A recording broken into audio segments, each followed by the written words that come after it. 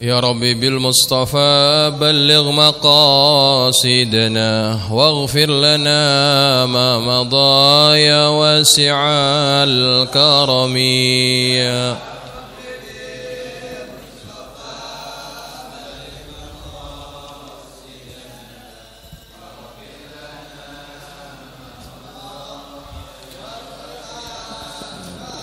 يا ربي هيئ لنا من أمرنا رشدا واجعل معونتك الحسنى لنا مددا يا رب.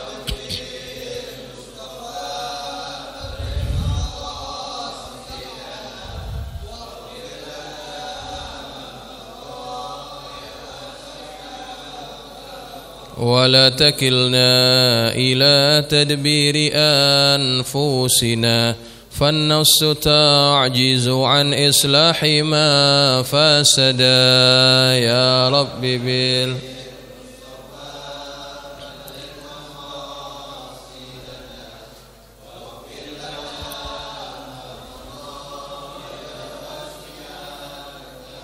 أنت الكريم وقد جهزت يا آملي إلى أيادك وجها سائلا ويدا يا رب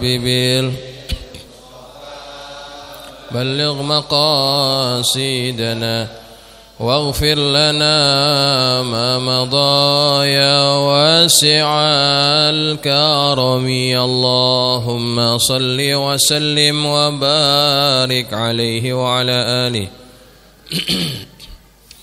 فاتح إلى حضرة النبي المصطفى محمد صلى الله عليه وسلم ثم إلى روح آبائه وإخوانه من الأنبياء والمرسلين وآل كل منهم وصحابته أجمعين وتابعين لهم بإحسان إلى يوم الدين ثم إلى أرواح الأولياء والشهداء والصالحين والعلماء العاملين أينما كانوا من مشارق الأرض إلى مغاربها وثم إلى أرواح وشيخنا ومعلمينا وأساتذتنا الحبيب عبد الرحمن محمد زكاه وتمنى شافي هذا مسؤول أملاك حسب رزقه وثم إلى روحه يسيف الدين نصير وثم إلى روح الحبيب عبد الرحمن زكاه وثم إلى روح الحبيب عبد الله الشافعي وثم إلى روح عبد الله الشافعي وثم إلى روح الشريف الدين عبد الغاني وثم لك يا عبد الشكر الرملي وثم إلى روحك يا أحمد صفات الله بأن الله يتغشاه بالرحمة والمغفرة ويعيد علينا بركاته وأسراره وأنواره وعلومه ونفاته في الدين والدنيا والآخرة على نيتي.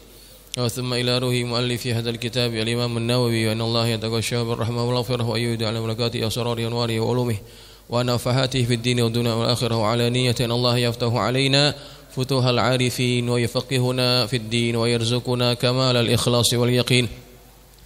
وعلى كل نية صالحة وإلى حضرة النبي المصطفى محمد صلى الله عليه وسلم. الفاتحة. أعوذ بالله من الشيطان الرجيم. بسم الله الرحمن الرحيم. الحمد لله رب العالمين الرحمن الرحيم مالك يوم الدين إياك نعبد وإياك نستعين اهدنا الصراط المستقيم صراط الذين أنعمت عليهم غير المغضوب عليهم ولا الضالين آمين. السلام عليكم ورحمة الله وبركاته. الحمد لله رب العالمين وبه نستعين على أمور الدنيا والدين والصلاة والسلام على أشرف المرسلين سيدنا ومولانا محمد وعلى آله وأصحابه أجمعين. سبحانك لا علم لنا إلا ما علمتنا إنك أنت العليم الحكيم. رب اشرح لي صدري ويسر لي أمري واحلل عقدة من لساني يفقه قولي. أما بعد فإن أصدق الحديث كتاب الله تعالى وخير الهدي هدي محمد صلى الله عليه وسلم وشر الأمور محدثاتها وكل محدثة بدعة وكل بدعة ضلالة وكل ضلالة في النار.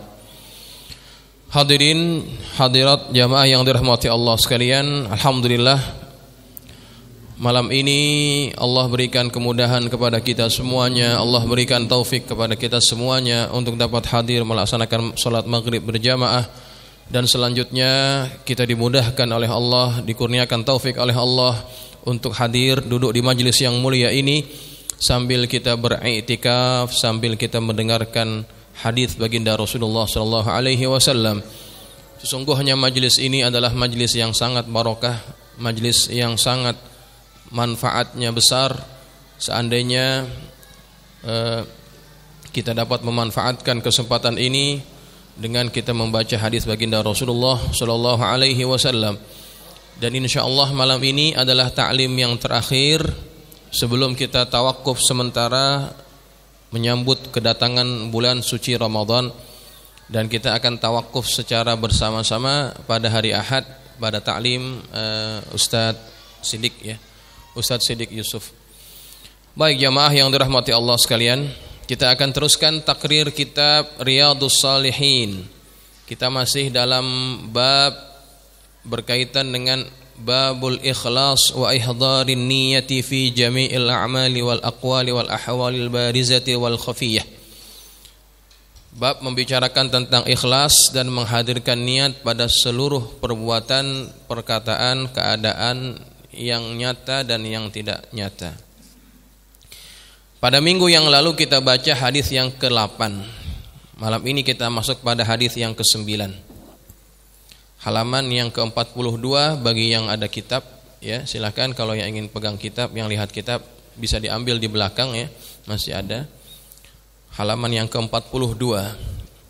Bismillahirrahmanirrahim. Qala Syekhul Musannif rahimahullahu taala wa ghafara lahu wa liwalidayhi wa limasyayikhihi wa nafa'ana bihi wa bi'ulumihi wa bikum fid dharain amin.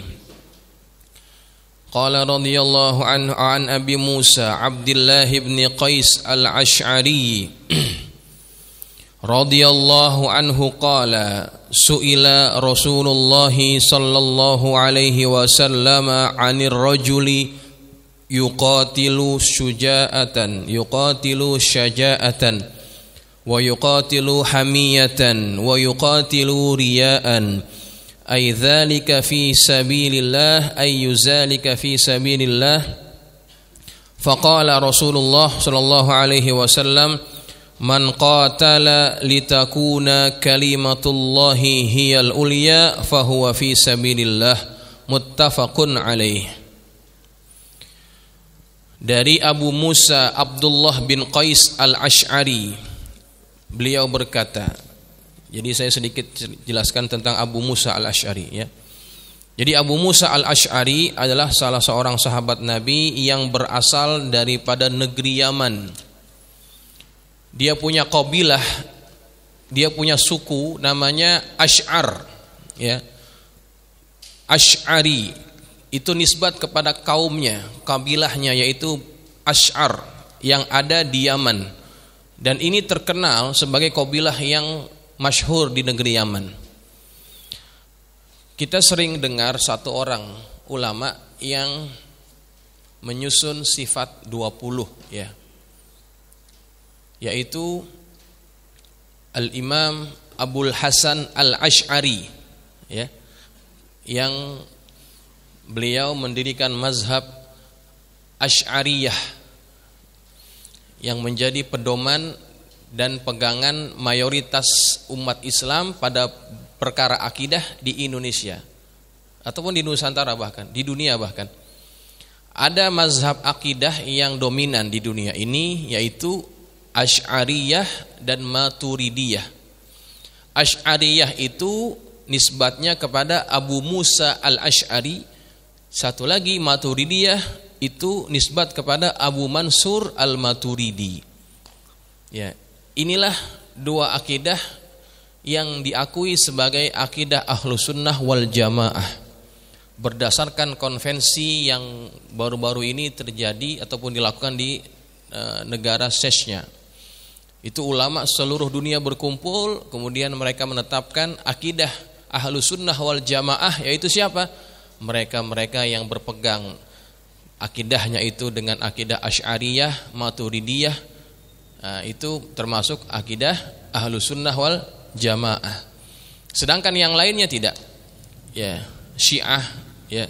Syiah ada yang hampir-hampir mirip dengan Ahlus Sunnah. Tapi Syiah Ja'fariyah atau Syiah Zaidiyah. Kalau Imam 12 itu mereka tidak termasuk Ahlus Sunnah wal Jamaah, karena mereka banyak berbeda dengan kita. Termasuk Wahabiyah itu juga tidak termasuk dalam yang dikategorikan sebagai ahlu sunnah wal jamaah menurut konvensi itu, ya, dikeluarkan mereka itu. Kenapa? Karena mereka mempunyai pegangan akidah yang agak berbeda dengan kita. Itu bicara akidah, ya. Kita tidak perdalam pada bagian itu. Saya hanya ingin menyampaikan pada konvensi itu mereka yang disebut ahlu sunnah wal jamaah itu tadi, ya, akidahnya berpegang kepada Asy'ariyah ataupun Maturidiyah. Dalam fikihnya mereka pegang kepada salah satu daripada 4 mazhab, Imam Abu Hanifah, Imam Malik, kemudian Imam Syafi'i ataupun Imam Ahmad bin Hambal. Kemudian tasawufnya mereka yang berpegang dengan Al-Imam Junaid Al-Baghdadi atau Al-Imam Al-Ghazali, gitu, ya. Itu akidah ahlu sunnah wal jamaah. Nah, Abu Musa Al-Asy'ari ini masih keturunan Abul Hasan Al-Asy'ari, pendiri mazhab Asy'ariyah, itu merupakan keturunan daripada sahabat yang meriwayatkan hadis ini, Abu Musa Al-Asy'ari, ya. Abu Musa Al-Asy'ari ini terkenal, ya. Dia memimpin kabilahnya untuk masuk Islam. Dia memimpin kabilahnya melakukan 2 kali hijrah.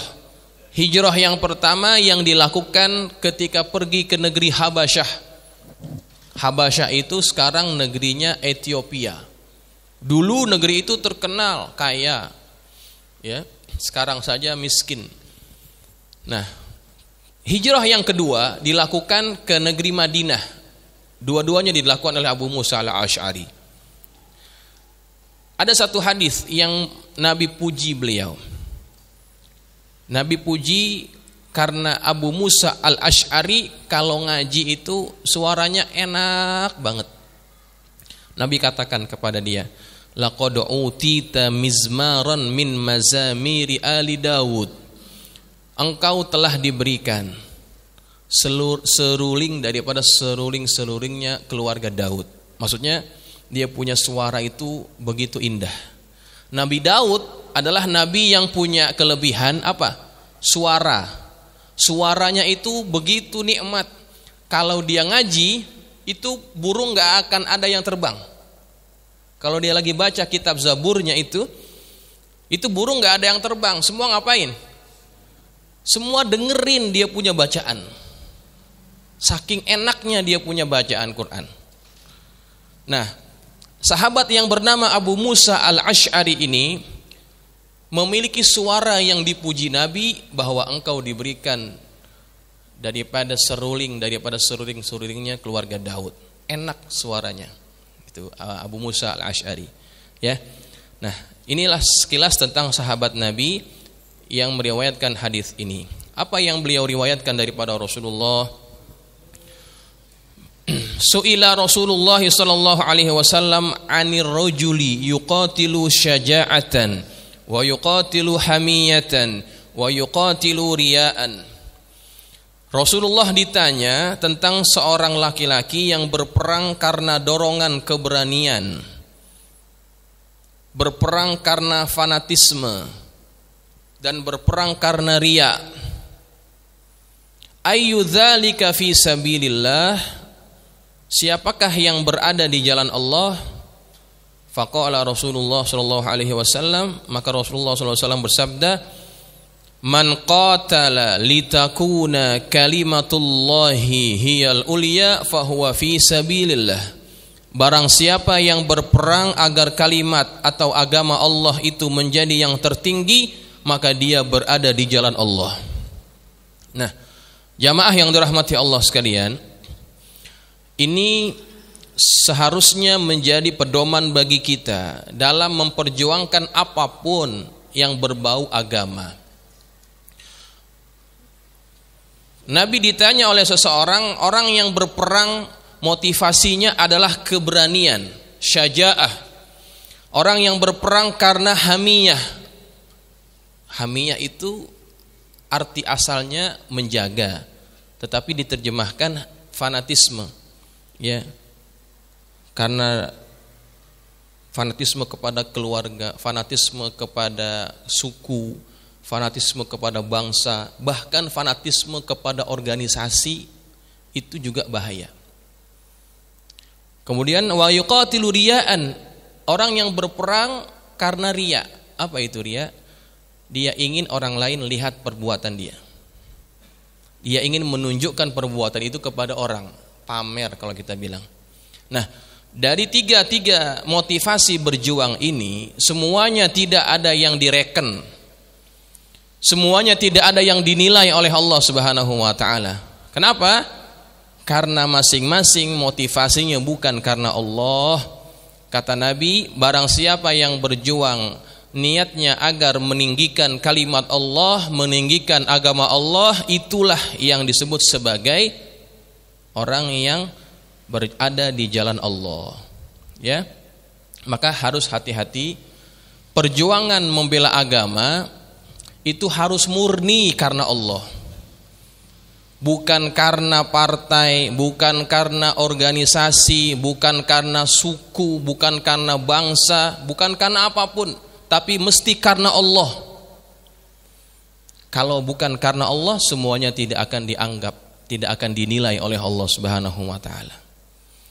Makanya saya suka agak kurang setuju kalau misalkan ada ajaran-ajaran ataupun faham-faham yang melebihkan satu suku terhadap suku yang lainnya, satu bangsa terhadap bangsa yang lainnya. Itu tidak setuju. Kenapa? Akan menimbulkan sikap ta'assub kepada bangsanya sendiri, kepada sukunya sendiri. Oh, bangsa kami itu lebih toleran, bangsa kami lebih moderat, bangsa kami lebih tasamuh dan sebagainya, sedangkan yang lain tidak. Ini sikap yang seperti ini mewarisi apa? Mewarisi apa yang pernah dikatakan oleh iblis. Iblis itu ketika disuruh untuk sujud kepada Adam, apa dia katakan? Kata Allah kan, ma mana'aka antas juda lima amar, ma mana'aka li ahlan wasalam. Ma mana'aka antas juda. Apa yang menyebabkan engkau menolak untuk sujud? Ahlan. Udah pulang, Kemudian ketika ditanya oleh Allah, kenapa yang menyebabkan engkau itu enggan untuk sujud kepada aku? Apa dia katakan? Khalaqtani min narin wa khalaqtahu min tin. Engkau ciptakan aku dari api dan engkau ciptakan dia daripada tanah. Di sini iblis laknatullah alaih memandang ada kemuliaan pada dirinya. Maka kalau ada satu kelompok, satu masyarakat, satu kumpulan yang merasa bahwa oh, bangsa kami lebih mulia, bangsa kami lebih toleran, bangsa kami lebih moderat dibanding bangsa yang lainnya, ini sikap yang diwarisi daripada siapa itu? Hati-hati. Ya, setiap bangsa yang diciptakan Allah itu punya maziyah, punya kelebihan dan punya kekurangan. Kalau kita merasakan bangsa kami yang paling baik, itu hati-hati, ucapan yang bisa didorong karena kefanatikan ataupun asabiyah yang terlalu berlebihan. Ini bisa merusak. Ya, ini bisa merusak. As-Sayyid Asy-Syahid Dr. Said Ramadan Al-Buti ketika diberikan kesempatan oleh Presiden Bashar al-Assad, Tuan Guru, kenapa Tuan tidak bikin partai saja, partai Islam? Berjuang di situ. Ya, berjuang melalui partai. Kemudian beliau menjawab, saya takut kalau saya buat partai, perjuangan itu nanti bukan karena agama, tetapi karena apa? Karena partai. Dia menolak keinginan itu, padahal memang sistem demokrasi sekarang sangat memfasilitasi perjuangan melalui partai. Memang kalau kita cuma demo di jalanan itu nggak akan ada hasilnya. Kenapa? Yang menentukan di mana? Yang menentukan di partai, memang di parlemen. Yang menentukan di parlemen. Kalau kita keluar-keluar di jalanan tapi di parlemen tidak meluluskan, tidak ada hasilnya. Sistem sekarang seperti itu. Tapi kalau kita salah-salah niat, nanti perjuangan itu tidak dianggap sebagai fisabilillah. Nih, hadis ini menyatakan sedemikian. Ada orang yang berjuang karena keberanian, ada orang yang berjuang karena fanatisme, ada orang yang berjuang karena riya. Semuanya enggak direken oleh Allah Subhanahu wa taala. Yang direken adalah yang betul-betul menginginkan agama ini tinggi, agama ini menang. Itulah yang dianggap fisabilillah. Dan kita harus hati-hati jamaah yang dirahmati Allah. Ada sebuah hadis yang sahih. Yang hadis ini sangat ditakutkan oleh Sayyidina Abu Hurairah radhiyallahu anhu. Ketika dia datang ke negeri Irak, orang pada berebut datang ingin berjumpa dengan sahabat Rasulullah yang banyak meriwayatkan hadis ini. Nah, setelah semuanya selesai dengan urusannya, ada seorang daripada Palestina, namanya Allahumma shalli ala sayyidina Muhammad, lupa saya, Na'atil bin Qais Asy-Syami. Na'atil bin Qais Asy-Syami datang kepada Abu Hurairah. Dia katakan kepada beliau, "Ya Syekh, hadithni haditsan sami'tahu min Rasulillah." Wahai Syekh, ceritakan kepadaku satu hadis yang engkau dengar daripada Rasulullah. Abu Hurairah kan hadisnya paling banyak yang dia riwayatin, 5.000 lebih. Di antara hadis yang banyak yang dia hafal itu, ketika ditanya hadis yang engkau hafal daripada Rasulullah, ceritakan kepadaku. Dia pilih hadis ini. Dalam riwayat yang lain, Abu Hurairah setiap kali menceritakan hadis ini dia pingsan. Kenapa? Tidak sanggup membayangkan keadaan itu nanti pada hari akhirat. Kemudian Abu Hurairah menyampaikan hadis itu kepada orang tersebut. Diceritakan kepadanya, kata Nabi SAW, awwalu ma yuqda yaumal qiyamati alaihi, awwalun nasi yuqda alaihi yaumal qiyamati. Manusia pertama yang akan diberikan balasan, yakni masuk ke dalam neraka, ada 3. Yang pertama, rajulun ustushhida, seorang laki-laki yang mati syahid. Orang yang mati syahid tetapi masuk neraka paling duluan. Sebelum siapa? Sebelum para penyembah berhala. Dia duluan. Kenapa sebabnya? Nah, ini ada kaitan dengan hadis yang kita baca. Ketika didatangkan orang ini ke hadapan Rasul, ke hadapan Allah Subhanahu wa taala, fa'arrafahu ni'amahu fa'arafaha, disebutkan nikmat-nikmat yang Allah pernah berikan kepada dirinya, kemudian dia mengakuinya. Kemudian Allah tanya, apa yang engkau kerjakan dengan nikmat itu semua? Qataltu fika hatta stushhidtu, kata dia. Aku berjuang di jalanmu sampai aku mati syahid ya Allah. Allah Maha tahu. Allah tanya itu bukan karena Allah tidak tahu, Allah tahu. Kemudian apa kata Allah? Kadzabta, engkau bohong, engkau dusta. Engkau berjuang agar engkau dikatakan sebagai seorang yang jari, seorang yang pemberani.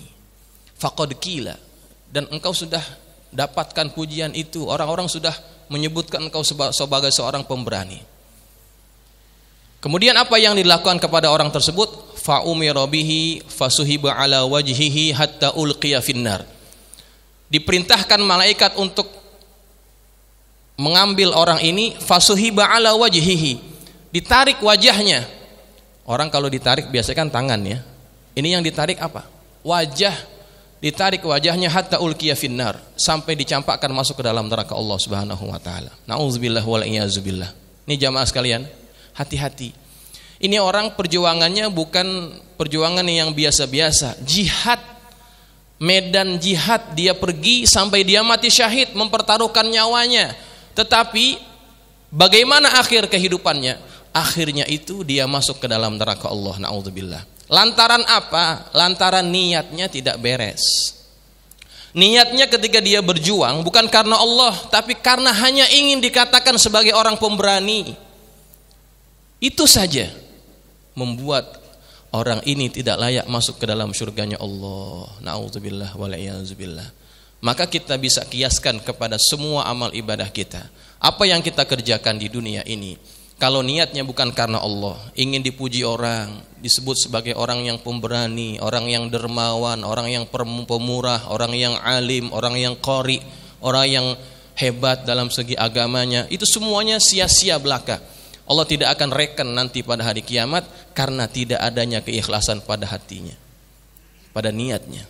Ya, maka jamaah sekalian yang dirahmati Allah, maka pegang hadis ini agar jangan sampai kita menjadi orang yang sengsara karena tidak menjaga niat kita.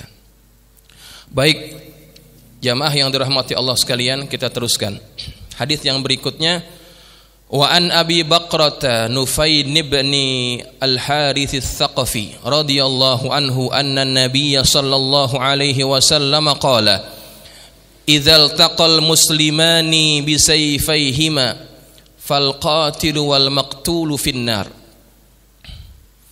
Qultu ya Rasulullah hadzal qatilu fama balul maqtul qala innahu kana harisan ala qatli sahibihi muttafaqun alaih. Dari Abu Bakrah Nufay bin Al-Harith Al-Thaqafi, Nabi SAW bersabda, apabila dua orang muslim bertemu dengan dua pedang mereka, maka yang membunuh dan yang dibunuh sama-sama berada di dalam neraka. Maka aku bertanya, ya Rasulullah, hadzal qatil, ya Rasulullah, orang yang membunuhnya itu memang pantas masuk neraka. Fama balul maqtul, tapi apa dosa orang yang dibunuh itu? Kemudian Nabi menjawab, innahu kana harisan ala qatli sahibihi. Sesungguhnya orang tersebut juga berkeinginan ingin membunuh saudaranya, tapi kebetulan dia mati duluan, gitu. Makanya dua-duanya masuk ke dalam neraka. Nah, jamaah yang dirahmati Allah, ini lagi hadis menyebutkan tentang niat itu bisa menyebabkan orang sengsara. Ya. Dua orang bergaduh, dua orang bertengkar dengan pedang mereka, saling ingin membunuh, yang bunuh, yang dibunuh, dua-duanya masuk neraka. Membunuh muslim tanpa dosa, tanpa hak, ya, secara sengaja, itu tempatnya di neraka, pasti. Itu hati-hati makanya kita sedih, ya. Vonis yang baru-baru diberikan, polisi yang membunuh 6 orang FPI itu dibebaskan. Ya Allah, betapa murahnya harga nyawa tidak dihargai. Dengan alasan apa? Mereka membela diri. Kalau membela diri, kenapa mesti disiksa sampai segitu rupa? Ini 6 orang. Ada yang kemaluannya dibakar, ada yang ditembak matanya tembus sampai ke sini. Hasil otopsinya itu jelas. Yang megang datanya malah ditangkap. Na'udzubillah waliyahzubillah. Yang pegang data itu Munarman. Yang tahu semuanya itu Munarman. Munarman pun dimasukkan ke dalam penjara. Na'udzubillah waliyahzubillah. Ini masalahnya masalah nyawa. Islam itu menganggap mahal harga seorang nyawa seseorang. Itu nyawa orang kalau kita tumpahkan tanpa hak, masuk neraka pasti itu orang. Ini 6 orang, kemudian tidak ada hukuman yang pantas diberikan, malah bebas. Na'udzubillah waliyahzubillah. Memang kalau kita mau cari keadilan bukan di dunia tempatnya. Nanti pengadilan yang maha adil itulah yang akan membuktikan. Nah, orang yang membunuh dan yang dibunuh dua-duanya masuk neraka. Kenapa? Karena yang membunuh itu memang ketahuan dia bunuh. Kalau yang dibunuh bagaimana dia masuk neraka? Dia juga punya keinginan untuk membunuh, tapi kebetulan dia mati duluan. Ini dalam konteks memang dalam keadaan memang saling bergaduh, bermusuhan, berperang, ya, yang bukan karena agama, bukan karena mempertahankan diri, memang masuk neraka. Ya, lain misalkan kalau memang mempertahankan diri, ada orang ingin mencelakakan kita, kemudian kita membela diri kita, itu tidak termasuk dalam kategori hadis ini. Walaupun begitu jamaah yang dirahmati Allah, sahabat yang meriwayatkan hadis ini yang bernama Abi Bakrah Nufai bin Al-Harith, beliau ini Masya Allah ya, beliau ini sahabat Nabi yang meriwayatkan hadis ini ketika terjadi perang Jamal. Perang Jamal itu perang onta. Kenapa disebut perang Jamal? Karena waktu itu Aisyah itu ikut berperang. Ikut berperang, dia naik onta. Maka disebutlah perang tersebut perang Jamal. Perang yang terjadi karena adanya fitnah di kalangan sahabat. Ali dengan kelompoknya Aisyah. Ya. Ini ada isu yang dibangkitkan oleh kaum munafik sehingga dua kelompok sahabat ini terkena fitnah, kemudian terjadilah peperangan itu. Ala kulli hal ini merupakan fitnah yang memang menjadi takdir Allah Subhanahu wa taala. Nah, pada waktu itu yang meriwayatkan hadis ini yang bernama Nufai bin Al-Harith, dia tidak berada di kedua kubu sahabat yang berperang. Tidak berada pada kubunya Aisyah, tidak berada pada kubunya Ali. Dia independen. Kenapa? Dia takut masuk dalam kategori hadis ini. Yang membunuh dan yang dibunuh masuk neraka. Dia katakan, "Lau dakhala alayya ahadun hatta yaqtulani lam amna'hu." Kalau ada orang yang masuk ke rumah aku, ingin membunuh aku enggak akan tahan. Sampai begitu, kalau ada orang yang masuk ke rumah aku ingin membunuh aku enggak akan nahan, aku enggak akan melawan. Kenapa sampai begitu? Karena dia yang mengingat, yang meriwayatkan hadis ini, dia takut kalau dia bunuh masuk neraka, kalau dia terbunuh masuk neraka juga kalau memang dia melawan. Makanya kalau dia katakan lam amna'hu, aku tidak akan tahan, silakan kalau mau bunuh. Sampai begitu tuh orang, ya, saking takutnya dengan hadis. Padahal konteksnya tidak seperti itu juga, ya. Saking takutnya ini sahabat terhadap apa yang Nabi sabdakan. Baik jamaah yang dirahmati Allah. Seterusnya kita baca hadis yang berikutnya. Ini penting. Wa an Abi Hurairah radhiyallahu anhu qala Rasulullah sallallahu alaihi wasallam, salatul rajuli fi jama'atin tazidu ala salatihi fi suqihi wa baitihi bid'an wa 20 darajah. Wa dzalika anna ahadahum idza tawadda'a fa ahsana al-wudu'a thumma atal masjida la yuridu illa as-salata la yanhazuhu illa as-salat lam yakhtu khatwatan illa rufi'a lahu biha darajah wa hutta anhu biha khati'ah hatta yadkhula al-masjida fa idza dakhala al-masjida kana fi as-salati ma kanat as-salatu hiya tahbisuhu wal malaikatu yusalluna ala ahadikum ma dama fi majlisihi alladhi shalla fihi yaquluna Allahumma arhamhu Allahumma ighfir lahu Allahumma tub alaihi ma lam yu'dhi fihi wa ma lam yuhdith fihi muttafaqun alaih wa hadha lafzu Muslim. Hadis daripada Abu Hurairah radhiyallahu anhu, beliau berkata, Rasulullah SAW bersabda, kata beliau, salat seorang bersama jamaah tazidu ala salatihi fi suqihi wa baitihi, melebihi ganjaran orang yang salatnya itu di pasarnya ataupun di rumahnya. Bid'an wa 20 darajah, sebanyak 27 derajat. Nah, ini dibahas ya.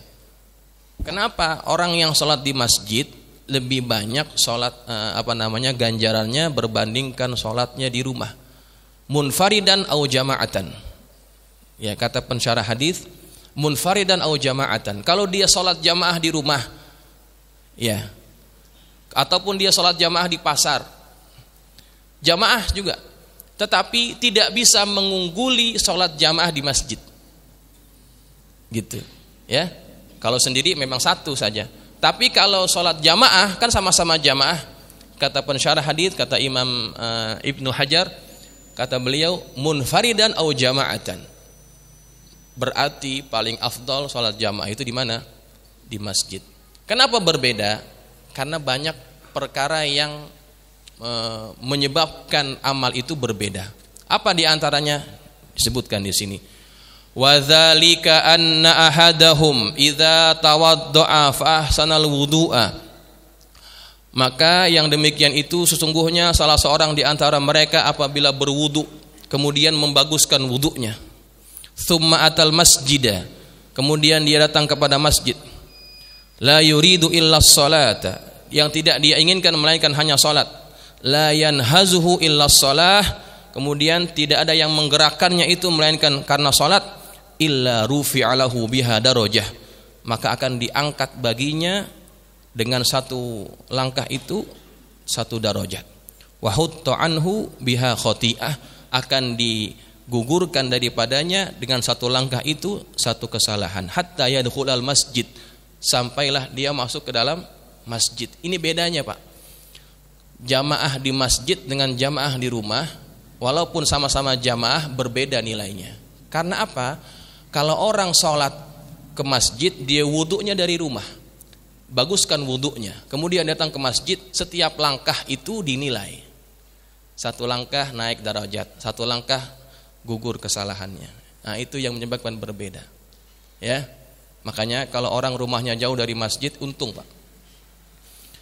Orang rumahnya jauh dari masjid, untung. Kenapa? Banyak langkah yang mereka bisa dapatkan. Ya, ini perbedaannya. Makanya Al Habib Alwi Jamalul Lail yang dulu pernah ngajar di sini, rahimahullahu taala, dia pernah menyampaikan, saya dapat cerita dari para orang tua ini, para orang tua.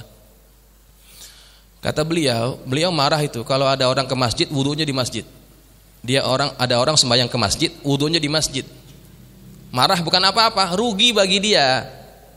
Kalau mau wudunya dari mana? Dari rumah. Wudunya dari rumah, biar apa? Biar dapat ganjaran yang tadi disebutkan. Kalau wudunya di masjid, dia nggak dapat pahala itu. Memang tidak masalah, tidak salah, tetapi dia kehilangan pahala dari sebab dia tidak mengamalkan hadis ini. Wudunya di rumah, kemudian dia datang ke masjid. Nah, setiap langkah itu bisa mengangkat darajatnya, bisa mengukurkan kesalahan-kesalahannya. Ya, baik. Seterusnya kita habiskan dulu ya. Fa idza dakhala al-masjida, maka ketika dia masuk ke dalam masjid, kana fis salati ma kana as-salatu hiya tahbisuhu. Kata beliau, ketika dia masuk ke dalam masjid, kana fis salati ma kana as-salatu tahbisuhu. Kalau dia dalam masjid itu, dia anggap terus berada dalam sholat selama sholat itu yang menahannya. Maksudnya apa? Walaupun dia belum sholat, baru masuk, ya, sholat jamaah belum dilakukan, dia hanya sholat tahiyatul masjid. Setelah itu dia nggak ngapa-ngapain, dia dinilai sebagai orang yang sholat. Setelah sholat misalkan nggak ada kajian, nggak ada kerjaan lain melainkan duduk di pengajian begini nih, itu juga dianggap orang tersebut adalah orang yang lagi sholat. Nih kita nih, dari tadi kita ngapain? Duduk aja kan? Sholat atau tidak? Orang yang tersebut seperti kita ini tetap dianggap seperti orang yang sholat. Karena apa? Karena kita melakukan yang tadi disebutkan oleh Rasulullah. Makanya kalau orang wudu dari rumah, untungnya begitu, dia tetap dianggap sholat selama sholat itu menghalanginya. Artinya selama dia belum berhadas, dia akan tetap disebutkan sebagai orang yang sholat. Wal malaikatu yusalluna ala ahadikum madama fi majlisihi hatta shalla fihi yaquluna Allahumma arhamhu Allahumma ighfir lahu Allahumma tub alaihi ma lam yu'dhi fihi ma lam yuhdits fihi. Kemudian kelebihannya lagi, malaikat akan senantiasa berdoa kepada orang tersebut selama dia berada di tempatnya yang mana dia sholat padanya, yakni di masjid. Tsumma yaquluna, kemudian para malaikat itu berkata, Allahumma arhamhu, ya Allah rahmatilah dia. Allahumma ighfir lahu, ya Allah ampunilah dia. Allahumma tub alaihi, ya Allah terimalah taubatnya. Ma lam yu'dhi fihi, selama dia tidak berkata-kata yang tidak baik. Wa ma lam yuhdits fihi, dan selama dia tidak berhadas. Jadi kalau kita dari awal tadi, sejak setelah sholat maghrib duduk nggak ngapa-ngapain, cuma dengar kajian, bukan hanya ilmu yang kita dapat, tetapi pahala kita ngalir, Pak. Pahala kita ngalir dari sebab apa? Sebab kita tidak bergerak dari tempat sholat ini. Pahala sholat tetap kita dapatkan, berjalan terus tuh sampai nanti sholat yang kita lakukan setelah ini. Kemudian kita dapat doa malaikat. Selama kita duduk di sini, malaikat doain kita. Apa doa malaikat? Allahumma gfir lahu, ya Allah ampunilah dia. Allahumma arhamhu, ya Allah rahmatilah dia. Allahumma tub alaihi, ya Allah terimalah taubatnya. Itu doa malaikat terus ngalir kepada kita sampai kita pulang ke rumah. Tuh. Maka untungnya kita duduk di majelis menunggu waktu bainal isya'ain itu luar biasa. Ya. Itu kelebihannya. Makanya kita harus ikuti dari awal tadi. Kalau ingin wudu di mana? Wudu di rumah. Kemudian datang ke majelis. Selama di majelis ini usahakan tidak berkata-kata yang tidak baik, ataupun usahakan tidak berhadas, ya. Selama itu kita akan diberikan pahala seperti yang tadi kita baca hadisnya. Baik, jamaah yang dirahmati Allah, sampai di sini ya. Hadis yang ke-11 insyaallah kita akan sambung setelah hari raya Idul Adha, Idul Fitri. InsyaAllah kita akan tutup ta'lim kita secara bersama-sama pada hari Ahad, pada ta'lim guru kita Ustaz Muhammad Siddiq Yusuf. Ada yang ingin tanya? Kalau silakan. Ya.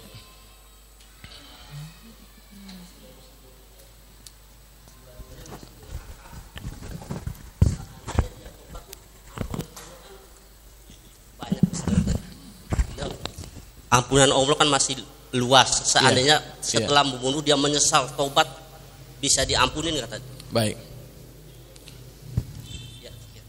Tadi hadis yang kita baca, orang yang membunuh, yang dibunuh dua-duanya masuk neraka. Bagaimana dengan taubat? Apakah kalau dia sempat taubat Allah ampuni dosa-dosanya? Iya.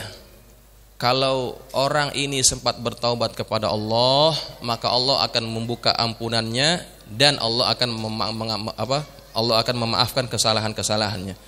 Innallaha la yaghfiru ayyushraka bihi wa yaghfiru ma duna dzalika liman yasha. Dalam ayat yang lain, innallaha yaghfiru dzunuba jami'a. Allah akan ampuni semua dosa. Dosa apa saja, termasuk dosa syirik, Allah akan ampuni sebelum dia mati, dia sempat taubat. Begitu. Ya. Apalagi dosa membunuh. Membunuh juga termasuk dosa yang bisa diampuni oleh Allah kalau orang tersebut sempat bertaubat kepada Allah Subhanahu wa taala. Itu pasti dapat taubatnya, dapat ampunannya. Dari mana kepastiannya? Daripada Allah. Innallaha yaghfirudz dzunuba jami'a. Allah mengampuni semua dosa dengan syarat dia melakukan pertaubatan yang sudah ditetapkan oleh para ulama. Gitu saya kira. Ya. Ada lagi? Cukup ya? Ya deh.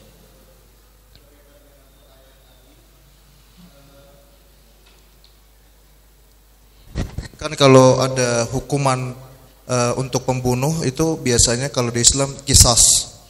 Nah, selama si pembunuh itu belum bisa menjalankan qisas atau permintaan yang diminta oleh keluarga yang terbunuh, walaupun dia sudah bertaubat, apakah diterima taubatnya?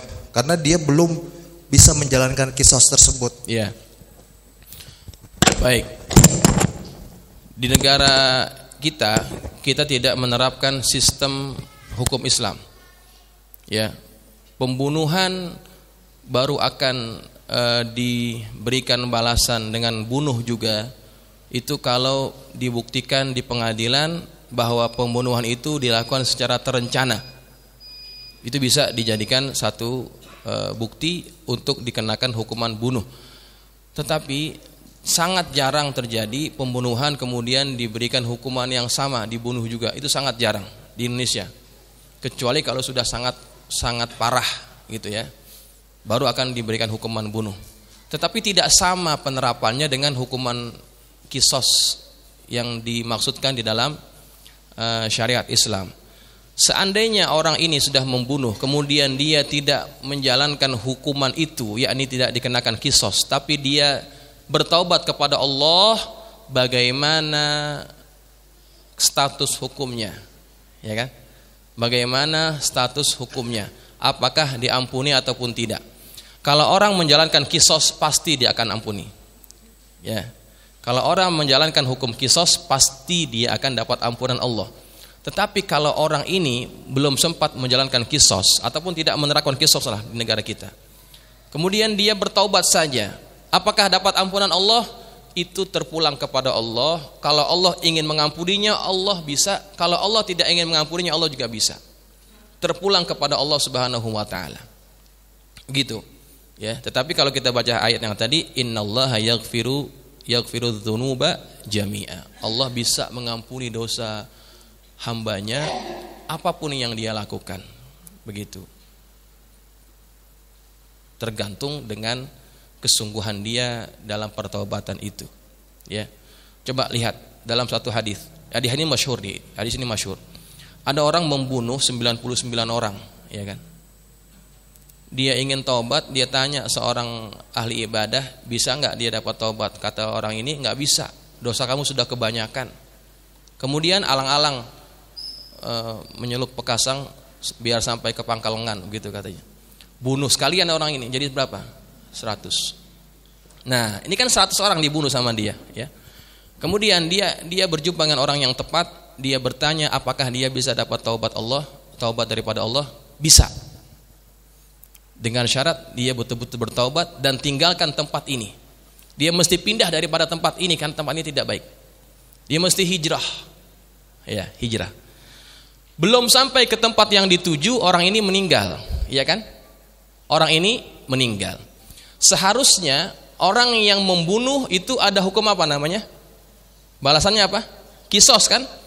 Baik, kemudian ketika orang ini mati, malaikat turun. Malaikat rahmat, malaikat azab. Kata malaikat rahmat, ini saya yang bawa. Kata malaikat azab, saya yang bawa. Kenapa?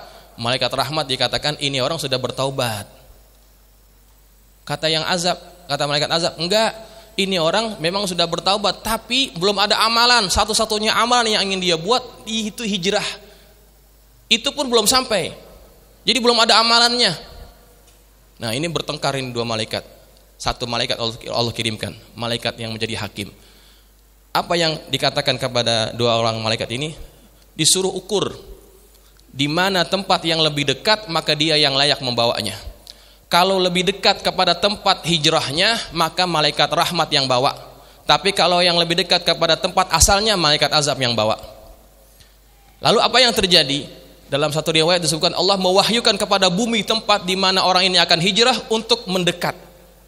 Dan Allah mewahyukan kepada negeri tempat dia berhijrah itu, tempat dia tinggal asalnya itu, untuk menjauh. Jadi ketika dihitung yang mana yang dekat? Tempat dia hijrah. Kenapa Allah suruh begitu? Karena Allah telah memberikan rahmatnya. Ini orang sudah membunuh orang 100 orang. Coba. Bisa dapat ampunan Allah atau tidak? Bisa kalau Allah menghendakinya. Bisa kalau Allah menghendakinya. Kalau memang dia betul-betul bertaubat, ya. Makanya ayat yang itu sangat kuat. Innallaha yaghfiru dzunuba jami'a. Allah bisa mengampuni semua dosa hambanya, apapun dosa itu. Saya kira cukup ya. Mudah-mudahan bermanfaat. Al-Fatihah. A'udzubillahi minasyaitonir rajim. Alhamdulillah. Ya kenal.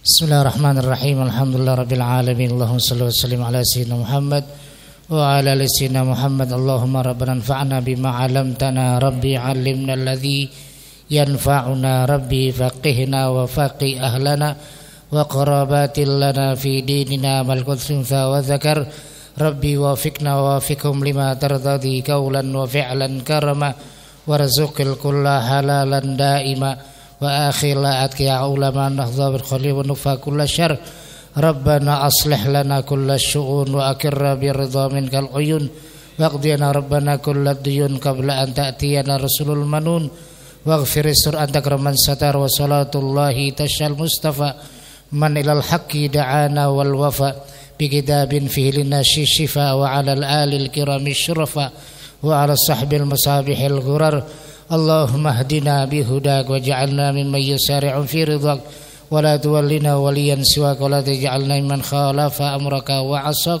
وحسبنا الله نعم الوكيل لا حول ولا قوة إلا بالله العلي العظيم وصلى الله على سيدنا محمد وعلى آله وصحبه وسلم الحمد لله رب العالمين.